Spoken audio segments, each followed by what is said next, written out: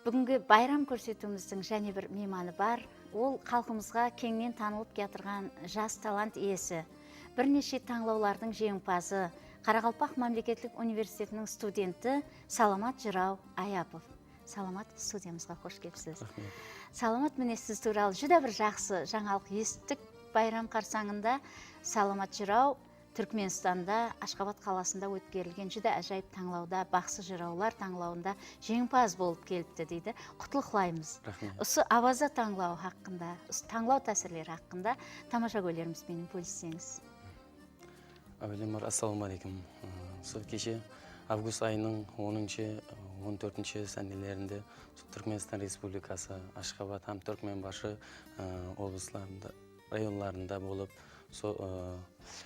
Аваза қосық саз һәм фольклор фестивалына қатынасып қайттым.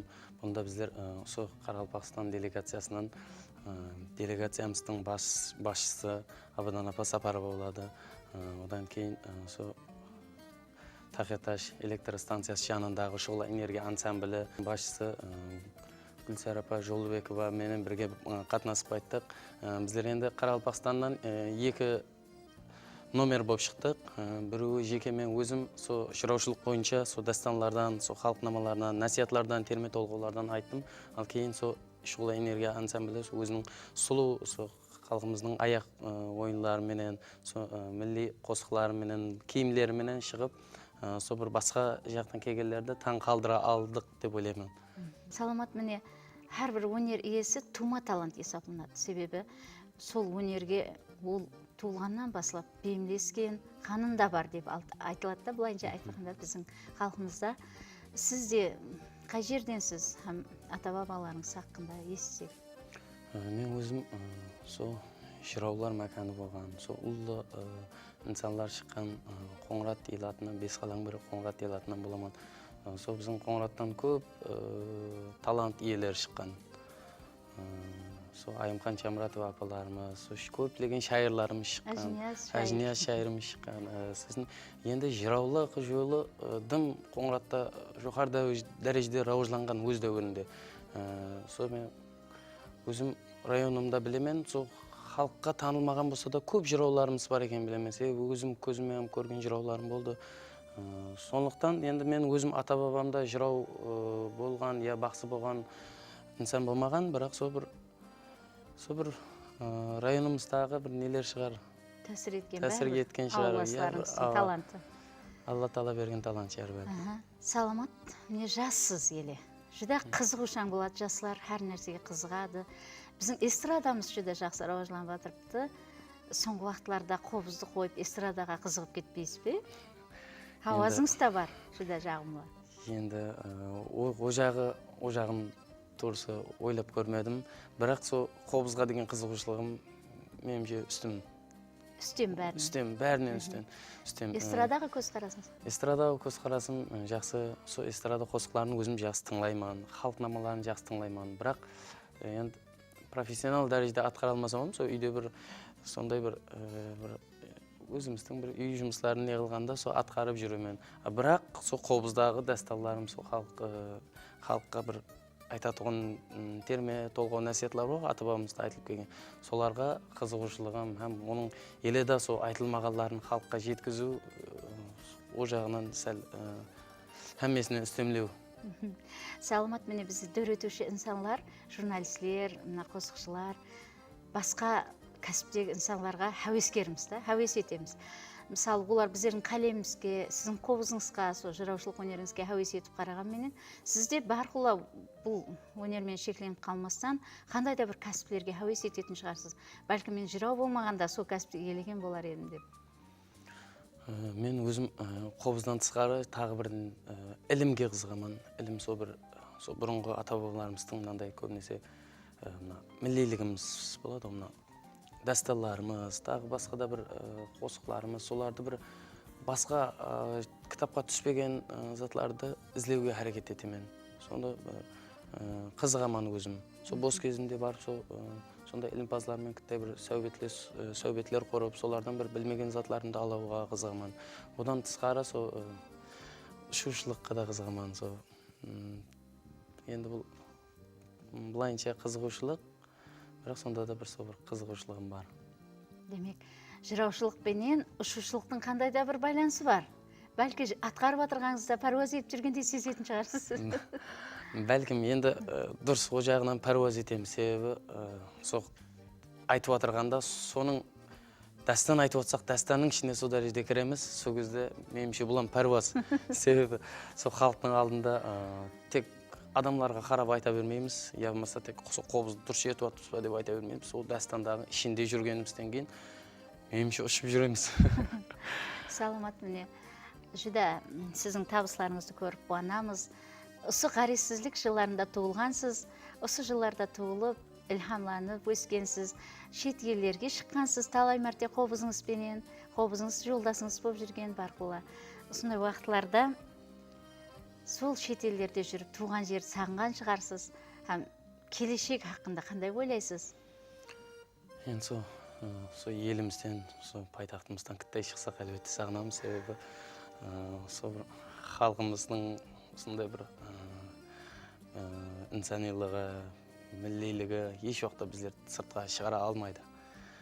Сыртқа шықсақ бір ай я болмаса 10 күннің ішінде сағынып, сол бір кеше Түркменстаннан келгенімізде де сол шекарадан өту бойына бір қуанамыз. Өзімізде жоқ қуаныш. Бұл әлбетте отан сезімі әрбір инсанда бар деп ойлаймын. Келешек туралы айтатын болсам, сол бір келешекте Құда қаласа, сондай бір жастарға деген ітібар күшлі екен, еледі дөретушілікті тынбастан ізленеміз. Еледі сол халқымыз тыңламаған дасталарды атқарамыз, Құдай қаласа. Сол милли байлығымызды сол қастерлеп, абайлап, келешек әулетқа Құда қаласа сап қалындай жеткереміз деген ниетлеріміз бар. Саламат. Сіздер Жәнібек екеуіңіз жүдә бір көлемлі дастанларға асылып тиісіп жатырсызда, қазір ядлап. Жәнібек алпамысты, сіз Ершораны, телетамаша көйлерімізден тамаша етіп жатыр. Бұл дым көлемлі дастанларды ядлау қиын емес пе? Енді әр кәсіптің өзінің белгілі қиыншылығы бар. Бұл жүдә қиын әлбетте, бірақ соны енді басылсын адамларға айтып отырғанымызда, сол адамлардың бір ықыласы біздерді қолап қуатлайды. Отыруымызға да тыныш отыруымызға да қоймайды. Соның үшінен біздер өзіміз қиын болса да, ауыр болса да, бірақ нәтижесі жақсы әрекет етеміз. Саламат, сіздерден көп дастан күтеміз. Себебі халқымыз еле естпеген дастанлары бар, еле оқып көру мүмкіншілігіне ие болмаған дастанлары бар. 100 томнан да аслам дастанларымыз бар екен. Демек, сіздер оларды халыққа жеткеретұғын, өздеріңіздің вариантыңызды дөретіп, әтте жеткеруіңіз мүмкін. Күтеміз сіздерден. Ғаризсіздіктің 23 жылығы бүткіл халқымыз үшін оң болсын. Халқымыз аман болсын. Әр шаңарақта бір күнбірлеген қобыздың, тутардың сесті шығып тұрсын. Сондай дөретушілік инсаллар үшін әмесінде дөретушілігінде табысылар тілеймен. Қазір Алтынгүл апа өзім ядлап жүрген дастаным Ершора дастанынан тек қосық жерін айтып беремен. Бұл намада бұрынғы жырауларымыздың ескі намаларының бірі. Сол намаларды енді қазір көпшілік ықыласпентілеріміз естпеген екен. Бір естіген адамларға бір қайттан ядына келеді деген ниетлерім бар.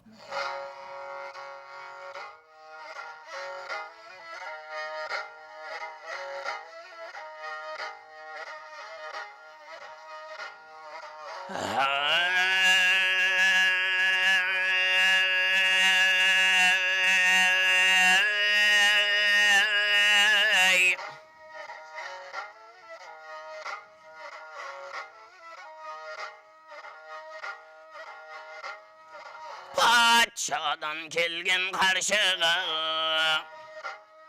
мына сөзді айтып бар. Жұрт сұраған патшаға құлан тамға кірер ме? Бай баласы байпаңды өтірік сөзінен ұнар ма? Атқанбастан бұрынырақ келгеніңде еліме ерер едім кейніңе. Атанып елден шыққанда қайтып елге бармақлық айт, мәртке лайық болар ма?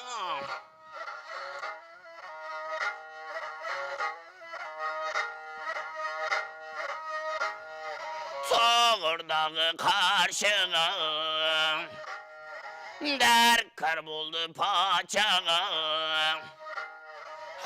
Шақырғанда барманда, ол кейнінде ермінде, сілтеген ауын алманда, қанатым менен мен ұшып, құйрығым менен қонманда, бұл ялғаншы дүнияда, құс ақылсыз құл ақылсыз деген бұрынғы сөзі бар. Ақылlı деп шақырған ханға құллық қылманда, өзім менен бір кісі, тәрізісі тең кісі, түп атасы кен көзі, хүкіміне көнменде, қатардағы қара нәрай қатарында тұрманда.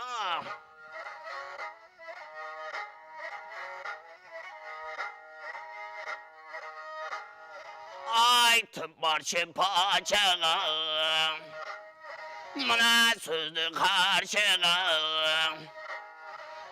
Мен Қазанға барғанша, қар жаумағай, нұр жауғай. Мен Қазанға барған соң, қар жаумағай қаршыға. Ат бауырына қан жауғай, кештім қаны құныңды, сауғатқа бердім жаныңды яғай. Бар кете бір қаршығаңа.